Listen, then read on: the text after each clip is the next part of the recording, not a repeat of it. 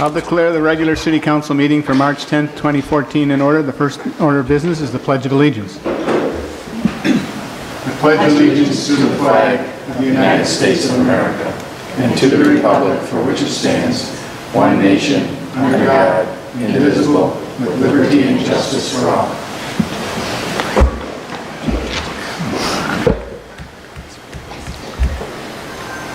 To adopt the agenda, Don, any changes? No changes, Mayor. Do we have a motion to accept the agenda as presented? I move we accept the agenda as presented. I second. All in favor? Aye. We've adopted the agenda. We have no open forum tonight. Or do we? I don't mean to be, we didn't get any cards, so I know that applies to the rest of the meeting. I wondered if anybody, we do at every meeting allow an open forum where citizens can address the council on items not on the agenda. Does anybody wish to address the council? Seeing none, we'll move on to the visitors' presentation. John?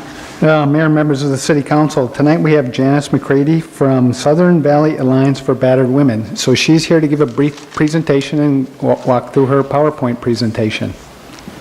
Well, thank you so much for having me. Welcome. I am the Community Outreach Coordinator for Southern Valley Alliance for Battered Women, and we serve Scott and Carver County. And I am here just briefly to tell you about what Southern Valley is, what we do, and our services. So it's just an informational. And I believe I have sent, and if you don't have, I do have handouts of statistics and also our brochure. Do you have those, or did? That's what's in our packet, I believe. They were included in the packet. Yep. Super. Well, as you can see, we've started our 31st year in operation for services for battered women. And in the city of Victoria for 31 years, we have served 202 women, and last year 9 women contacted the Alliance. And these are women that reached out to us. We know that that statistic is higher, but these are individuals that reached out to us. So, why don't we go on to the next slide? And we believe, first of all, that no one deserves to be beaten. All people have the freedom to live violence-free and have the opportunity to seek our assistance. And again, we are the service provider for Scott and Carver County. We're the first point of contact for these victims. And our services are, first of all, we have a 24-hour crisis line, answered 24 hours a day, 365 days a year, either by staff or by our trained volunteers. Statistically, it takes between 6 and 8 attempts for a victim of abuse to leave an abusive situation. And we do that counseling over the phone on how we can bring people to safety or wherever they are in that situation. Support groups is a large piece of what we do. You know, every woman has her timing, and she knows when that timing is right to leave. We keep her safety at the utmost. And in between, we have support groups that help her with that journey, and many times help her with that confidence and self-esteem that has been stolen from her, and really put in a realistic safety plan to keep her and her children safe. And temporary shelter for battered women. Unfortunately, in Scott and Carver County, there are only 2 counties in the in the metro area region that do not have a shelter. But we do have private individuals that have come forward and they open their homes and bring women to safety and their children. Something's needed long-term, then we network with the shelter network, and that's the closest one would, for example, be in Eagan or in Minneapolis. But either way, we still do bring people to safety when that need is needed. Okay? And then legal advocacy, if you have heard of, for example, an order for OFP, which is an order for protection, or an HRO, which is a harassment restraining order. We work with individuals on obtaining them. An OFP is free of charge and can be filled out at the courthouse that the county that they live in. And an HRO, depending, is around $200. But if there is no money, then we also work on getting that granted. You know, order for protection is a very, very valuable tool to have for individuals who need that protection to gain that safety from someone. We'll move on to the next one. And then I'm OK Children's Visitation Center. We're located in Belle Plaine, and we have a center when there has been an abuse in the home. You know, both parents still want to visit and see the children. So how do we keep everybody safe? They're seen in the visitation center under the watchful eye of a monitor. So everybody stays safe, the victim stays safe, children stay safe, but still those parental rights are carried out. And as you're aware, the Spanish-speaking population is the largest voting population in the United States. So we do have a Spanish individual, her name is Gina. She's actually from Ecuador, that handles our Latina population. We found that she's really very valuable person to have on staff because we do have a large growing population in Scott and Carver County. And as a side note to that, actually we're seeing a larger Chinese population now too. That's our secondary sub-tier here. Criminal justice intervention. That is when the police have been called into a situation. Battering, domestic violence is a crime. It is the police that arrest. And it used to be not too many years ago that a victim would ask, do you want this person arrested? And of course she would say no because she would know what those consequences would be. So it's an automatic arrest. So we follow up. We do get the police reports from all of the sheriff's departments, all of the police departments within the two counties, and then contact that victim on how we can best assist them on their path and vision for their life after this. And the community presentations, that's me. I come and speak with really any group that will hear about domestic violence, but specifically I am the individual that goes into the high schools and speak on dating violence. We really believe that educating young people to know what abuse looks like and what an abusive and a healthy relationship looks like is where we need to start to break this cycle of violence. Is, you know, what does it look like? You know, what's a good partner in life? And what does that look like? And Loves Me Not, I talked about the dating violence. That is the name of the dating violence presentation. And I'll move on to the next one. Living Violence Free. I teach that class. It is for first-time juvenile offenders from, again, Scott and Carver County. Individuals have maybe gotten in a fight at school or domestic, you know, just minor things, shoplifting. But the goal here is because they are minors, is to keep them, first of all, first-time offenders, because once they're 18, you know, things go on their record.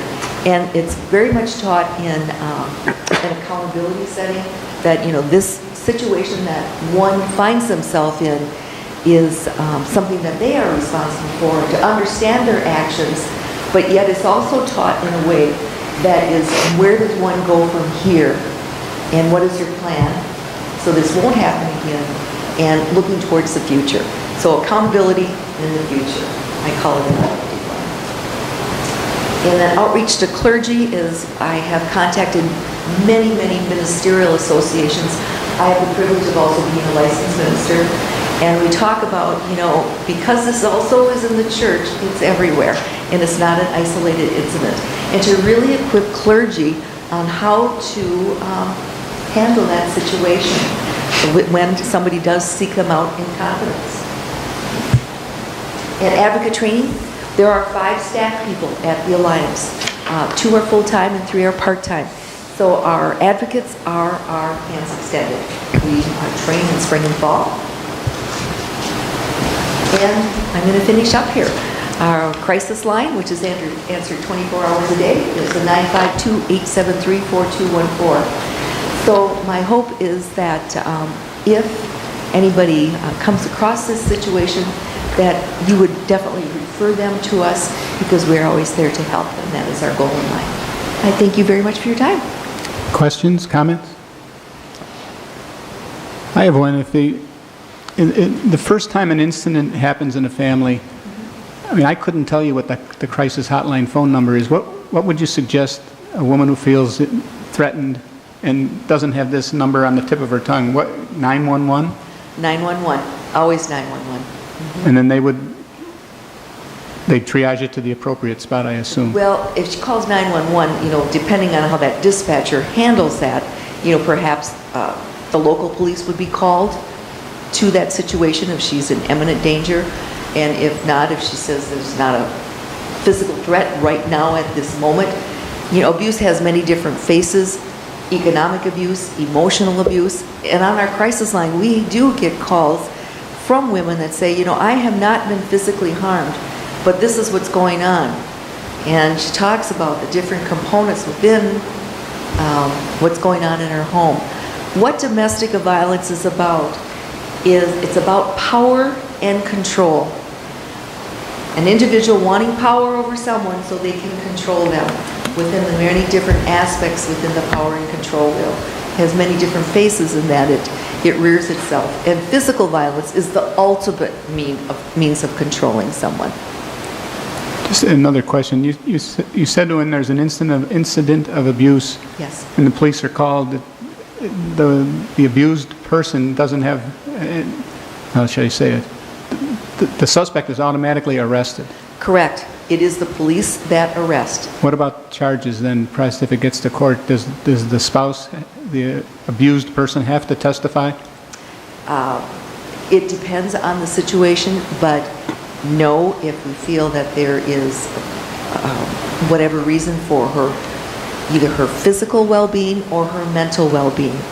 And I can really say that the Alliance, and this has been 31 years of working very closely with the police stations, have a very good working relationship. And so when criminal justice intervention is there, the police have a particular card that all police have. They have our phone number on it and a certain way on how to fill out the report and how to contact. They immediately contact an Alliance advocate afterwards. And so we know about that person, if it's at 2 o'clock in the evening, we know about them at 8 o'clock in the morning, perhaps even before that person would be brought to court. Thank you. Any other questions, comments?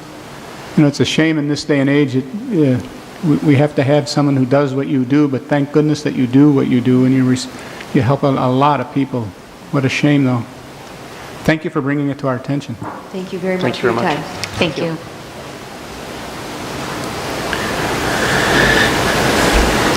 Next, we'll look at the consent agenda. This is where all items are approved with one motion. They're deemed to be non-controversial. Would someone like to make a motion to approve the consent agenda? I move we approve the consent agenda. Is there a second? Second. All in favor? Aye. We've approved the consent agenda. Finance, the next piece, we have a claims roster. I move the March 10th, 2014 claims roster in the amount of $1,205,816.92. I'll second that. Any discussion? All in favor? Aye. Opposed? We've approved the claims roster. Financial reports are included. Does anyone have any questions on the financial reports through January 31st? I notice under the general fund that we've got 5 new building permits that were approved in January. We're off to a pretty good start. We're off to, Mayor and Council, we're off to a very good start. I think revenues for January and February are up significantly over 2013, so. Yeah, I think last year we had 2 and 3 in the first couple of months. Now we're 5 and 8, so we're well ahead. It's hard to believe considering the weather, isn't it? It's hard to believe, but thankful. Any other comments on the financial reports? There's no action required. The donations, would someone like to make a motion to accept the donations?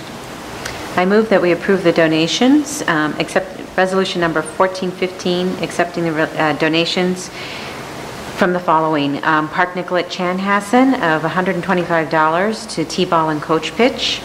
Sir Night Cleaners for $100 to T-Ball and Coach Pitch. And Kennedy and Graven, $100 to Concerts in the Park. Thank you all. Is there a second? Second. All in favor? Aye. We've approved the donations. We have no public hearing tonight. We'll move to unfinished business. Don?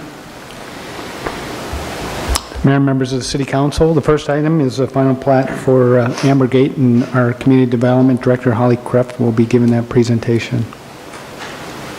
Thank you, Mayor and Council. This is the final plat for the development to be known as Ambergate. It's located on the property formerly known as Ambergate Gardens, and it's owned by Mike and Jean Hager. It's being proposed by Mattamy Homes, and we do have a representative this evening from Mattamy if you have any questions as we go through the presentation. Again, it's 49 single-family lots, and the preliminary plat was approved last year. Some of the issues that we've been working on with the developer and the property owner between the preliminary plat and the final plat is the access to County Road 43. Carver County is requiring full turn lanes at this intersection, so the developer and county have been working through those layouts. We've also been working with the property owner and the developer on the existing cell tower location. Originally, and you may recall with the discussion of the preliminary plat, at that time we were looking at that as potentially an elevated water tower site, and then transferring those antenna over to the water tower. That lease goes through 2020, and based on discussions with the developer and the property owner, we've decided to move to an underground storage tank facility, and there were some issues with the timing of the removal of the cell tower as well because of the lease not expiring for 7 years. So there is, and included in your packet is the final plat. So if you look at that final plat, it's Outlot I, and that will be deeded to the city, and that will be the location of the future underground storage tank. And that was also based on discussion that we had with property owners in the Rhapsody neighborhood that expressed some concern with the elevated tower as well. So Outlot H will be retained in ownership by Mike and Jean Hager, so they will retain the cell tower until the end of the lease. And at that time, they'll be able to develop Outlot H into 4 single-family lots. We do have a ghost plat available so that Mattamy can locate the utilities in the appropriate location. So in the future, that can pretty easily be made into those 4 additional lots. The other issue that we've been working on is the sewer. There was some depth challenges to the sewer, and Kara Guerin, the city engineer, met with the developer's engineer and the watershed district to address those concerns last week. So that's an alternative that we're working on right now, and that would be connecting to the existing lift station 18 by Waterbrook Fellowship Church. Originally, it was going to be a connection along County Road 43, and that would have required an easement from this property owner. Staff is recommending approval of the final plat with the conditions that are noted. The Planning Commission reviewed this at their meeting last Tuesday, and they also recommended approval with the conditions noted. With that, I'll take any questions that you have. Joe? Thank you, Mr. Mayor. I have a question on the water tower versus the ground water storage tank. Why, it seems to me that the people that are making that decision of what we're doing is the developer and the city staff, and so to me that seems like that's a major infrastructure investment, so I'm wondering why all of a sudden have we decided to do that without any real final discussion on that. In fact, in the CIP, we have money for a water tower, don't we, in 2015? Correct. So the discussion at the preliminary plat was whether or not we would retain an outlot for the elevated water tower, or whether or not we would be looking at a ground storage tank. The cost to do both, and there was some discussion, I believe Councilmember Striegel asked what the difference was from an operation and maintenance perspective, and there really isn't a cost difference. But I'll let Kara speak more to the water issue. Good evening, Mayor and Council. Well, regarding the plat, essentially what we're looking to do is acquire a site to be able to provide water storage when we need it. So in the comprehensive planning process, this general area was identified as where we want to put a site. Obviously, the owner of the property or the developer of the property does have some say in agreeing with us of where sites will be located. Originally, we did try to make it work on the water or the cell tower site, but obviously since that lease isn't expiring in 7 years and we think we're going to need storage long before then, that wasn't going to work. So we started looking pretty early at Outlot I. There's existing Victoria residents, one primarily that's located adjacent to that property that is very opposed to an elevated tank in that site. So we had some technical analysis completed to compare and contrast the 2 sites or the 2 options of either a water tower or a ground storage tank at that site. We found them to be cost neutral. Ultimately, we don't have the authority to approve what gets constructed, so when we get closer to actually building a water tower, or, I'm sorry, providing additional water storage for the city, before any work would happen, that would come to the city for approval. But staff will be recommending ground storage based on the feedback we've received from adjacent property owners and then the owner of the remainder of the property on site. Right now, we're thinking that we would need to construct that in 2015, so I would expect that issue to be coming to the council towards the second half of this year.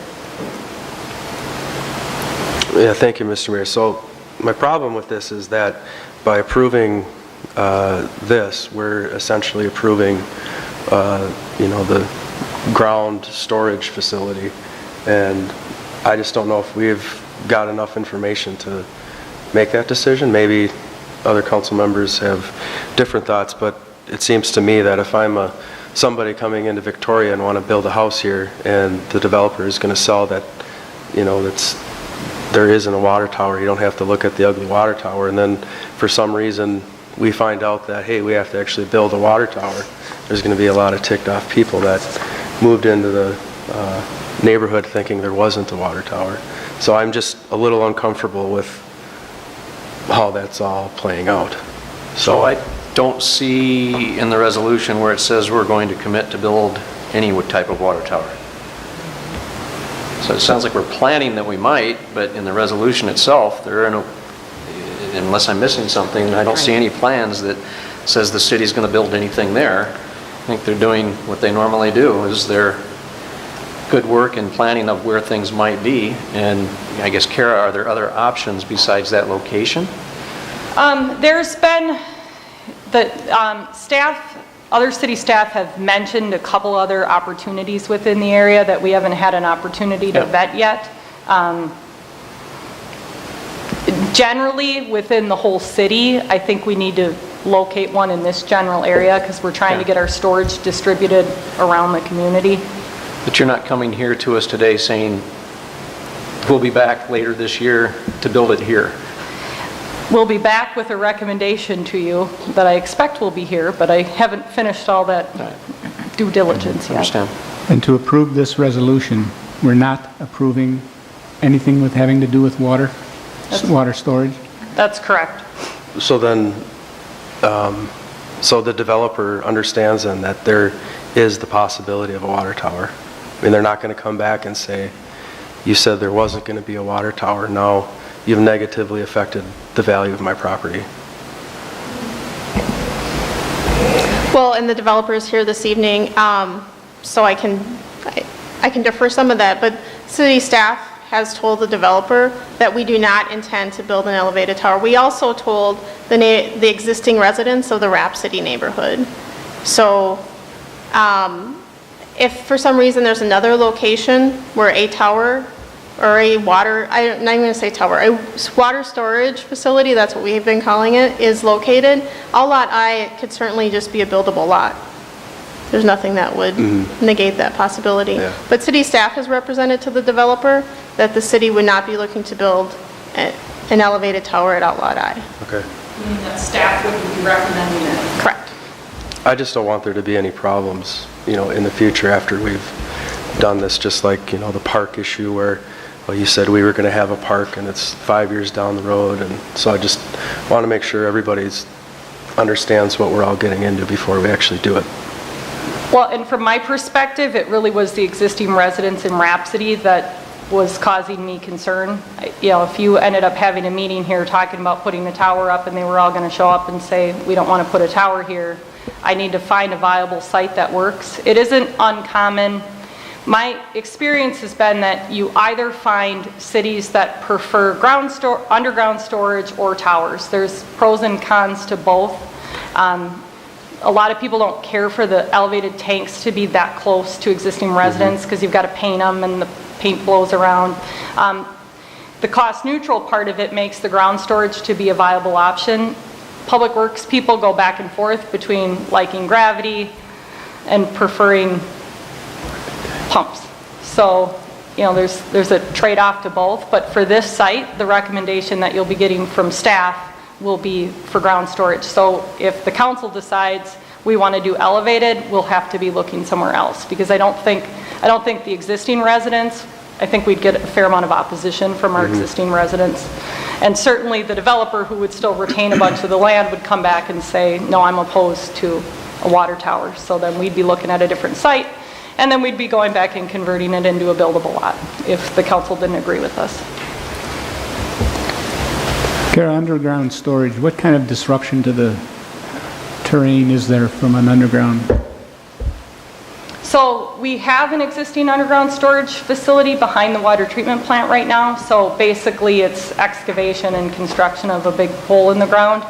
And then you can put whatever you want basically over the top of it. So we'd probably be taking a look at how it might interface with the existing park, whether we can add a little more green area that's adjacent to the existing park. There'd be a little pump house similar to what the booster station portion of the park shelter at Rhapsody looks like. But generally they're pretty well received. One of the companies that's looked at it for us provided me with a number of different photos of underground storage in existing neighborhoods. One has a tennis court over the top of it, and we don't have enough room for that here, but. So they're considerably more benign than a tower would be? Correct. And the cost, you can assure us that the cost is essentially neutral? Yeah. I don't like the word assure, but the information that was provided to me demonstrated them expectation to is be that they'd cost be- neutral. Yeah. Any other questions? I'll make a motion to approve the final plat for Manamy Homes for a 49-lot, single-family development to be known as Embergate, located at 8730 County Road 43. Is there a second? Second. Any discussion? All in favor? Aye. Opposed? We've approved the subdivision. Next, the conditional use permit for the City of Victoria. Mayor, members of the City Council, Holly Kraft, our Community Development Director, will go through the actions of the Planning Commission at their last meeting regarding the conditional use permit for the City Hall. Thank you, Mayor and Council. Again, this is two parts for review this evening. The first part was a conditional use permit, which did require a public hearing that was held at Planning Commission last week. And then secondly, a building materials and site plan review. Again, the conditional use permit is what we require for anyone that can't meet parking on site. So similarly, when the city approved the Lakeside building that's starting construction now, the city approved a conditional use permit to Hartman Brothers to utilize the municipal parking lot to the south. And included in your packet is the study that was done as part of that contemplated the City Hall and library at this location. So based on that, there were 25 parking spots that were required as part of the City Hall and City Hall and library to meet that parking demand. The Planning Commission at their meeting last week relative to the parking discussed how the city would handle it for special events and at times when there might be needs for additional parking. Specifically, we discussed elections. And similarly to what we do now, staff parks off-site at those times. Usually we know those events well in advance, so we can plan accordingly. Currently, this parking lot is used mostly during the day by employee parking from other businesses. So we would, just like we do currently with the Notaman building parking, work with those building owners and employees to ask them to also park off-site. No one spoke at the public hearing with the Planning Commission, and the Planning Commission did recommend approval of the conditional use permit. The second portion of that then is the building materials and site plan review. So the building materials were reviewed. This is a schematic showing, again, the Lakeside building as approved by the city, and then the City Hall and library adjacent to it on the site. Of course, it'll look much different with the lake behind it and the trees and the trail. But again, the site plan, there's approximately 11 feet between the buildings. City Hall will be using the 0-foot setback to maximize the footprint of the space. The existing sidewalk along Cedar Lake Lane will be continued. And again, the existing parking lot to the south. Also in the packet are the elevations. One of the things that the Planning Commission requested, and I'll be taking this back to them next Tuesday, are details on what the materials were. The city did provide samples of those materials, but they asked specifically on what the components were on the elevation. So again, I'll be taking this back to the Planning Commission next Tuesday just as an information for them. But you can see here on the side elevations, the brick does wrap around the building. And then as we've discussed, it would be siding, lap siding above that. This is the rear of the building, again, brick shown on the lower portion, some additional windows, and then the metal fascia wrapped around the building as well, and the front facade carrying that theme. From the open house comments, there are comments about concerns with the door being kind of a main feature if the stone were lower, so we did make the stone higher to help camouflage the door. So that's one of the changes from the open house. And then also at the open house, there was discussion about that north elevation and if the city could do anything to kind of add to that. So based on the feedback from the city council, that's been incorporated in the plan as well. The other discussion by the Planning Commission was relative to the parking lot and handicap parking. So that's something that, as I stated to the Planning Commission, that's something staff will be working on. We'll obviously need to better define a crosswalk for handicap parking. There is a crosswalk further to the west, but to better make that a safer access for those using the parking lot to access the City Hall and library. The Planning Commission did recommend approval of again, the conditional use permit and the site plan and building materials with the conditions that were noted in the staff report. So with that, I'll take any questions that you have. Questions, anyone?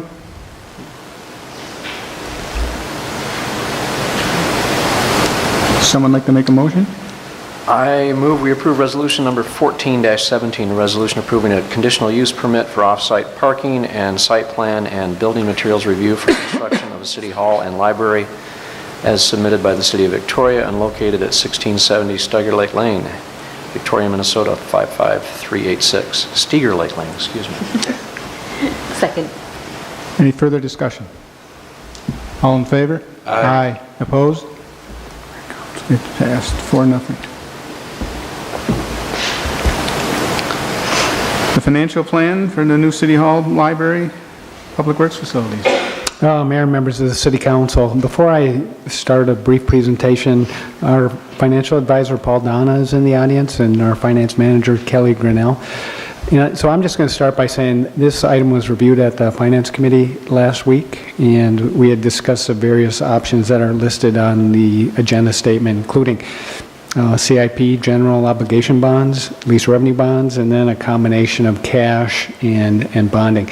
So Kelly, if you wouldn't mind, you want to give a brief kind of an update on the discussions that we had?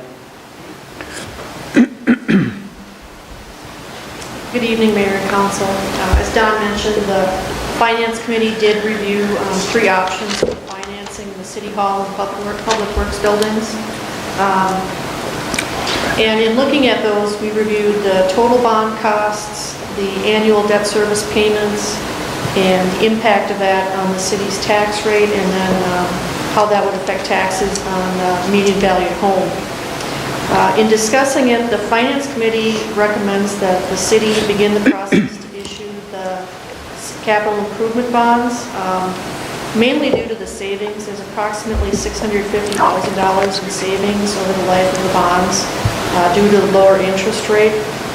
And then their thought was that if a referendum does come in, a petition, the council will then have the discretion to either hold a referendum or switch over to the EDA lease revenue bonds option. The other option we did discuss was using a combination of cash and CIP bonds. What we found with doing that is that the tax rate did initially go up, which also meant that tax dollar would go up for property taxes. And beginning in 2023, then that would reverse, and the tax rate would go down, and actual taxes paid by homeowners would go down. However, staff and the finance committee felt that the council prefers the flat tax rate option, and so the finance committee decided to go with recommending the capital improvement bond route. Kelly, just for the record, you might talk about the equity funds and debt and how we intend to combine those to manage the tax rate? Yes, what we propose to do to keep the tax rate lower is to use the cash funds we've accumulated for the capital facilities to offset the initial payments for debt service. So by doing that, we can keep the tax rate flat at about 38% up until, well, indefinitely, really. You know, looking at our long-term financial plan, given relatively conservative forecasts for new homes, growth in revenues and expenditures, we are projecting a 38% tax rate indefinitely. Questions, comments? Just one question. How did you arrive at the number 5.615 million?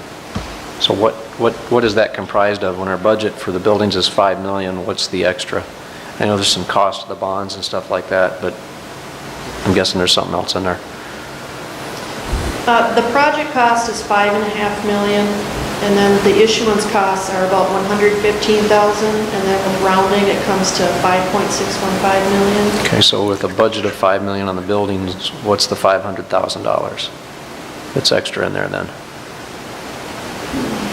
I don't have the exact sheet here. I don't know if we had some site costs or some, the 5 million is the building cost. There's some other additional site costs involved that are not part of the building piece. So that's the first I've heard of that.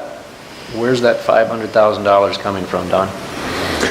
Councilmember Crowley, it's a good question. I don't have the details in front of me either. The projects have been set up for $5 million in construction, $1 million for land. The reimbursement for our cash that we have spent to fund land costs would be included in that. So the entire budget itself will not exceed the $6 million that the council set cash out of pocket. So why are we reimbursing? If we're going to spend our own money, why are we reimbursing ourselves? Yeah, Councilmember. I guess my point here, Don, is that if you're asking us to vote on this tonight and approve it tonight, and I understand that the timing is very important, I expect to understand what the details are, and I don't have it with me tonight. Let's get it. Do you need a recess? We can take a recess if that's what the entire city council desires. What we're asking the city council tonight for is really just a direction, and that is to either pursue the GO CIP bonds as recommended by the Finance Committee.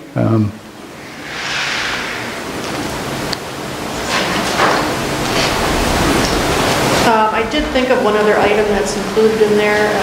We've got the cost for the Johnson property that we expect to get repaid for TIF reimbursement. I believe that's about $250,000. So, I mean, I apologize. I'm not trying to throw a wrench in something. I guess my expectation was if we paid cash for it, why do we have to pay ourselves back? We've already borrowed, we've already taken tax money to do that.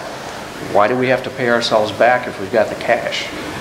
Yeah, Councilmember Crowley, Mayor, and members of the City Council, we need to get the details.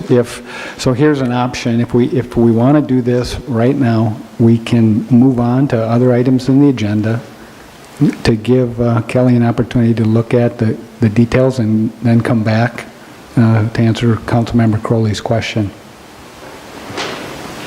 Yeah, as you suggest, we're not approving the specific amount tonight. That is correct. We're approving a direction to go with CIP bonds for whatever the the number is that we justify showing at 5.1. Jim's wondering why it's more than 5. I mean, we've looked at these numbers a bit, so I'm sure there's an answer there. There's an answer, and this number has been out there for a while. Quite honestly, I don't have the details in front of me. So then, if I understand what you just said, then what we approve tonight will be non-specific as to the total amount?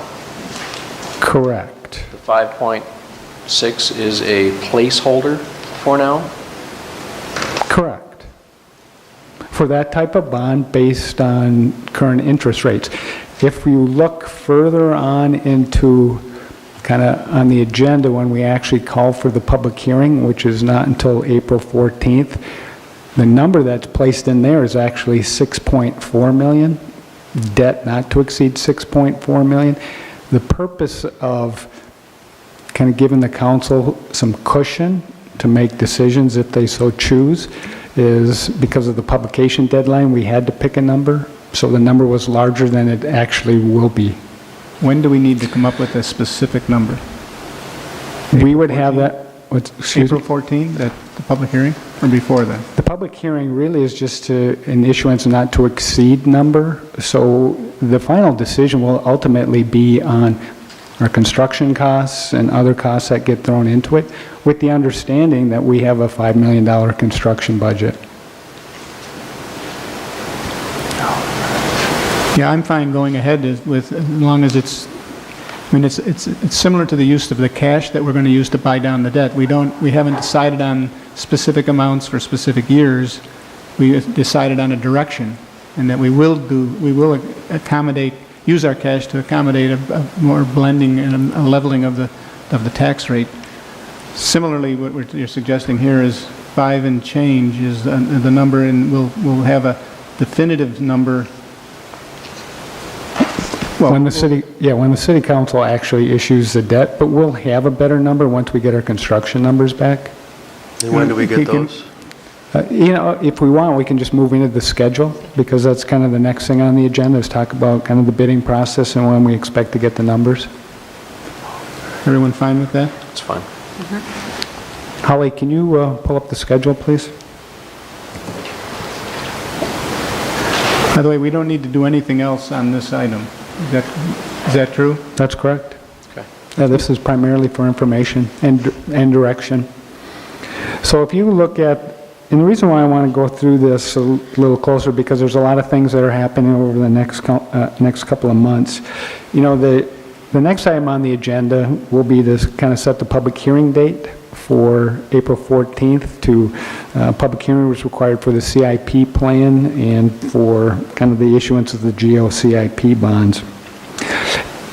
Once that hearing is completed, as we've talked about previously, there's a reverse referendum provision within this statute for this type of financing. So if we receive a petition with 5% of the voters voting in the last general election, within the 30-day time period, the city council would have the opportunity to make a choice whether to have the referendum or to proceed to lease revenue bonds.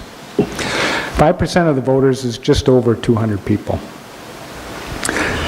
If you will take a look at the schedule, on March 19th, we'd actually place a hearing notice, and it would be published in the Chan Villager on March 27th and April 3rd.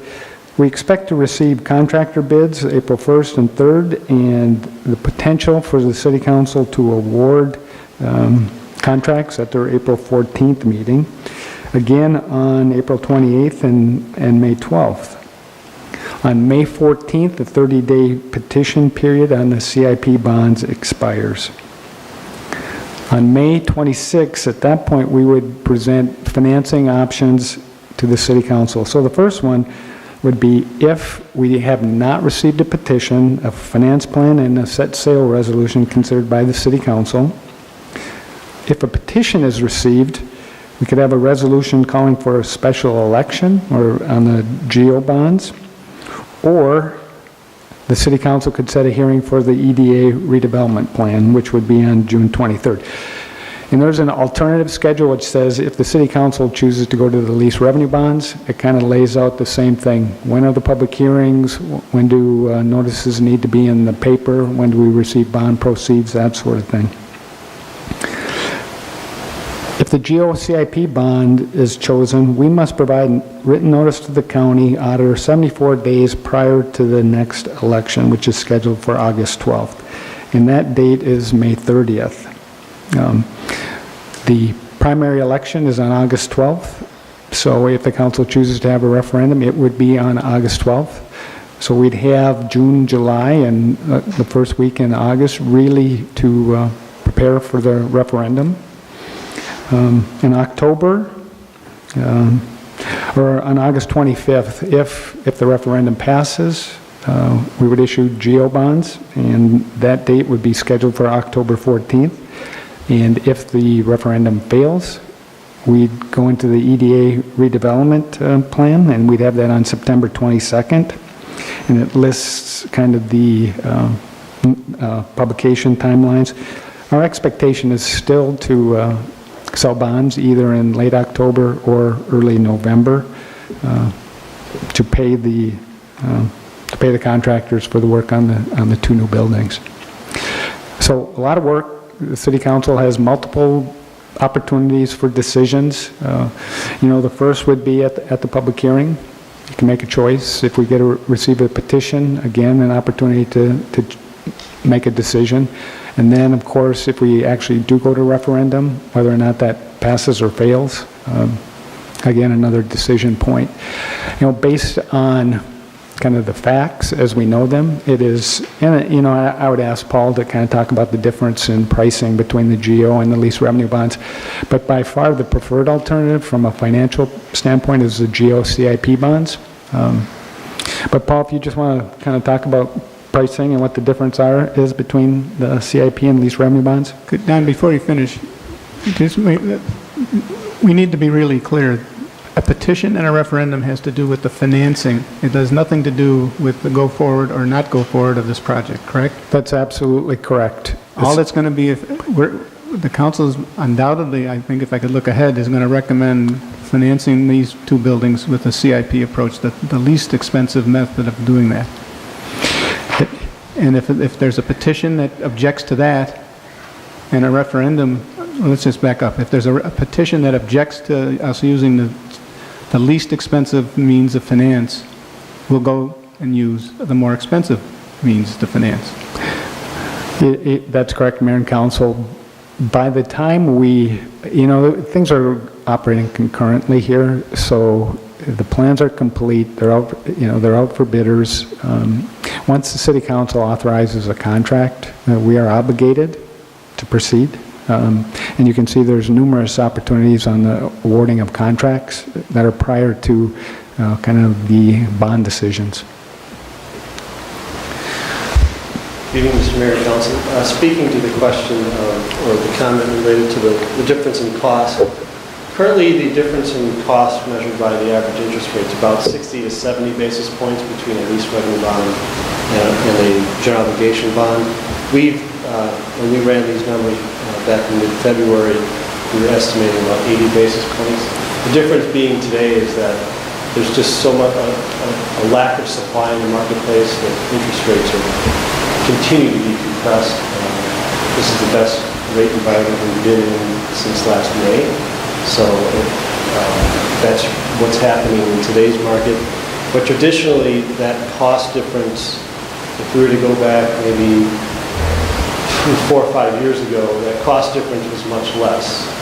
But there's just a perception out there in the marketplace these days that the general obligation bond is that much more secure than an annual appropriation lease revenue bond for these types of projects. There's been news of these types of appropriations not being made for whatever reason. And that's what's driving the interest rates higher than what we've seen historically. But we've estimated 80 basis point difference in this amount this year. Yeah, Paul, just a question, kind of the demand for GO CIP bonds versus lease revenue bonds. With the City of Victoria AA+, I assume that the demand for our bonds would probably be strong and an attractive investment for either type of bonding? I would estimate that your AA+ rating, all else being equal, would be assigned to the joint obligation bond. The annual corporation bond would have a rating on top notch lower, so it'd be the AA category without the plus. Or we've got the AA+, AA, and then AA minus, all of them in the AA category. So we'd receive a half notch lower. There'd be tremendous appetite for those general obligation bonds, particularly in today's environment. There'd be strong appetite for the lease revenue bonds, but certainly not, wouldn't garner the demand or the interest rate level of general obligation bonds. But you would have, there would be no concern on our part of the city being able to successfully market bond issue of either type and receive fair market bids for that financing. I would, if I could, Mr. Mayor, just a comment on the decision points going forward on actually the amount of borrowing. You'll actually be able to, if you need it, you'll have the flexibility the morning we actually price the bond issue to adjust any borrowing amount, whether it be because of a more defined scope or project or other cash that you want to be involved in. So you've got, theoretically, if you stay to this schedule, you've got until October to basically, and that day, that morning that we actually price the bonds, to make adjustments to the exact dollar amount that you want to borrow. So I think hopefully that provides some. Paul, how much tolerance is there in that number? If for argument's sake, if it was 5.5 that we think today and we go in and it's 4.9, I mean, is that an order of magnitude? With a project borrowing amount of roughly 5.6 million, easily you'd have the ability, without much backlash, but the morning that you're taking bids, you could easily, $500,000, certainly easily adjusted. The week before, if we had time to notify the potential bidders, if you had to adjust it in half, that would be no issue whatsoever. As long as we had a few days' notice to notify folks what they're actually bidding. But that morning, we can make adjustments on the fly with the actual buyers of the bonds. Within reason, I would think reason would be about $500,000 on the project side of this size. So the reason I brought this up, I mean, the concern is, I guess, number one, I do appreciate the flexibility, but as we've all experienced, given flexibility, government tends to spend as much as it can. I don't want to give us the option of doing that. And so at 6.4 million, my expectation is going to come in a lot less than that.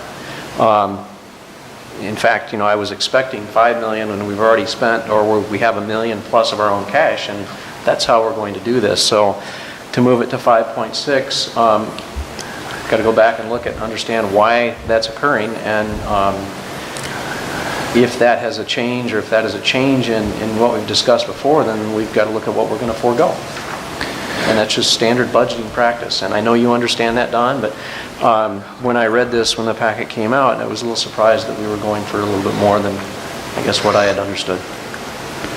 Don, these numbers haven't changed, have they? Yeah, Mayor and Councilmember Crowley, let me try to re-explain, which I did a poor job And of I will earlier. freely admit that I may misunderstand something here, but it's the total of 6.4 and 5.6 where I'm having a hang-up. The numbers haven't changed from when we've ratcheted them. We brought them back significantly when we started this process.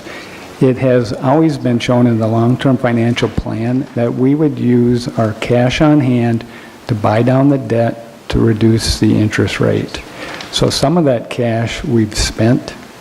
So, so we're bonding for cash to help offset kind of the tax burden on our constituents. So Don, I understand Yep. that, and, Yep. and Lonnie is pointing out some of the projections that we've gone through, and I don't want to belabor the point, but there are two spreadsheets here. One's a $5 million opportunity, the other one's 5.5. This is 5.6. It's different.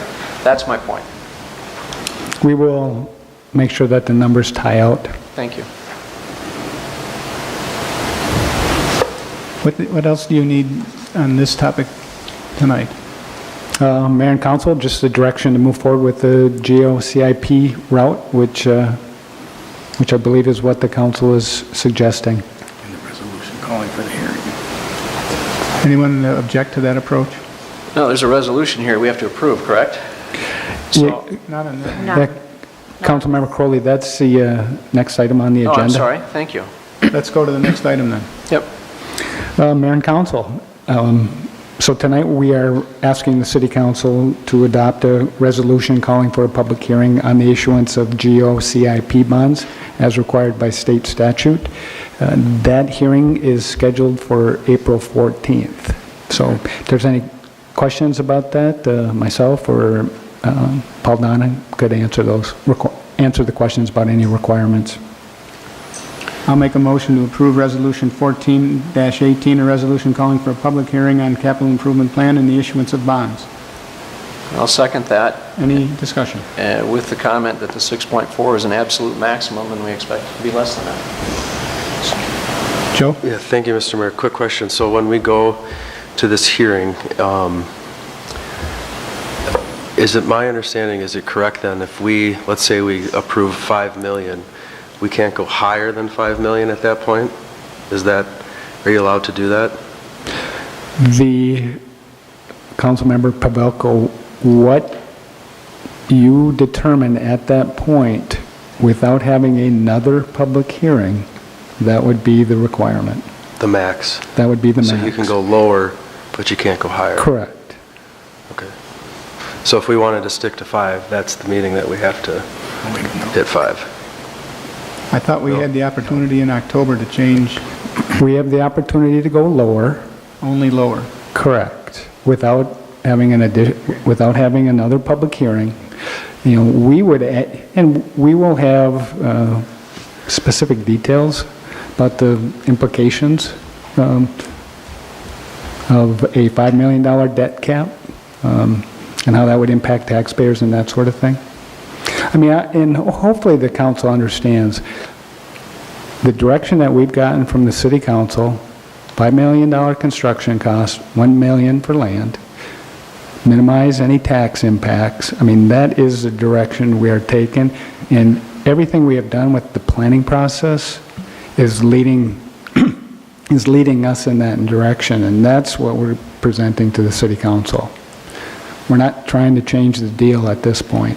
Don, I understand that, and we've had a number of conversations around this, but when a number comes up that's different and we can't explain it, I'm going to dig in and ask questions. So, sorry.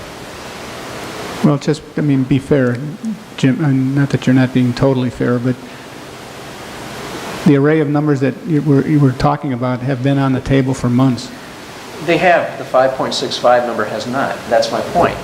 If you go back and look at the spreadsheets we were presented, there was a $5.5 million scenario, and there was a $5 million scenario. All right, where did 565 come from and why?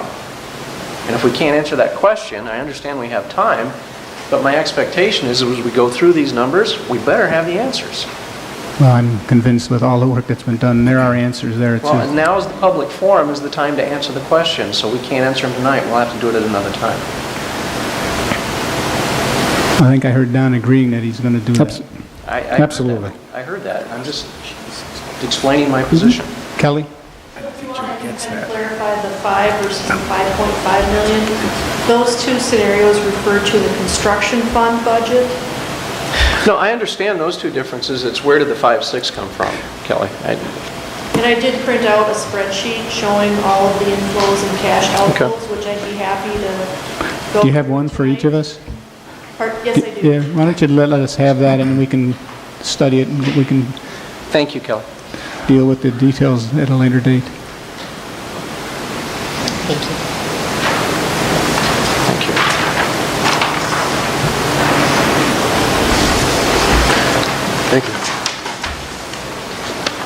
Thank you. There's a motion on the table on the floor with a second. Can I call a question? All in favor? Aye. Opposed? We've approved Resolution 1418 calling for the public hearing. New business, Don, the RFP? Yeah, Mayor, members of the City Council, at the last City Council meeting, the council, by a unanimous vote, directed city staff to prepare an RFP for legal services. That RFP is included in your packet. What we are asking for tonight is the ability to issue that RFP, which we expect to do on Wednesday. The schedule that we have for completing the RFP is it's a pretty tight schedule, but certainly doable. Our expectation is we'll get the RFP out. We will give proposers a couple of weeks to respond. We will kind of select firms to interview and have council confirm a city attorney at their April meeting. And if there's a change in city attorney, that would happen on July 1st. So it's a schedule that's pretty tight, but certainly doable. We have identified 7 law firms that we would send out the RFP to. Essentially what we did is we've contacted our neighbors and looked at other law firms and the clients, municipal clients that they serve. And so I think we have a good candidate pool of the 7 different firms. One of the things we did discover through this is that there are very few firms that provide a full array of services that we require. You know, a lot of them will provide like municipal or employment or financial, but not a lot of them do all of them. So it'll be interesting to see what we get back from a proposal standpoint. From a process point of view, are you thinking of having the personnel committee do a preliminary screen, or how do you want, just have the whole council review all 7? How are you? Mayor, with the council's permission, I think it would be appropriate to have the personnel and staff review the initial group, and if the council wanted to participate in kind of the interview process, that's certainly within their right to do. So I would say let's try to minimize kind of the work up front, but to give the entire city council the opportunity to participate in the interviews. So the go forward would be personnel committee with anybody who wants. And staff. And staff. Correct. And other council members can attend as they choose, but then the personnel committee and/or expanded group would come back with a recommendation to the full council. Correct. And of course, if council members want to receive all the proposals, we'll certainly have copies and we can provide those. Do we need to do anything on this? Direct city staff to issue the RFP. I'll make a motion to direct city staff to issue the RFP. Second? I hear a second. Any further discussion? Just one quick question. Thank you, Mr. Mayor. So with Kennedy and Graven now, we don't go out to other firms for different services. They do everything in-house for us, or is that not? They, Councilmember Pavelko, they do the majority of the work. You know, mostly, you know, we're a fairly small community, so most of our work really is what Mike does for us from a city attorney perspective. You know, just within this last year, the real estate attorney worked on our architectural contracts, and we'll be working, you know, in that area, so construction. They have a bond attorney, which we use, so any financings that we do, typically 1 a year, so it's not a huge amount. There's nothing that would prevent it. Kennedy and Graven has an employment attorney, which we use. There's nothing that would prevent the City of Victoria to hiring any of the law firms and retaining, say, bond counsel or construction attorney at Kennedy and Graven, or vice versa. We could go outside for those services as well. Don, I'm assuming it's to our advantage to consolidate and work with one group rather than having to manage multiple. I mean, it seems like it would be good for us. That's correct. It's very good for us. So yeah, that was my question. It's just that if we go with another firm that doesn't, you know, provide all of our services, then do we have a whole bunch of other contracts and more RFPs that we have to put out, or is it something where, you know, we have a main attorney and then he works with another firm to do all that? So we don't, you know, on our end it stays the same, the amount of work managing all that. You know, Councilmember Pavelko, in general, if we had different attorneys, I don't see it as a great deal more work, especially with the bond attorneys, because that's typically what's outsourced. There are several firms that do public finance, but they don't have the other, kind of the expertise in-house. Our financial advisor does a lot of the work with the bond attorney, so our time is somewhat limited. Thank you. I think you got direction. I have direction. Item 12 on the agenda, the reports of the mayor, council members, attorney, and committees. John, do you have anything to report? I have nothing to report. Council members? Nothing to report. Mike?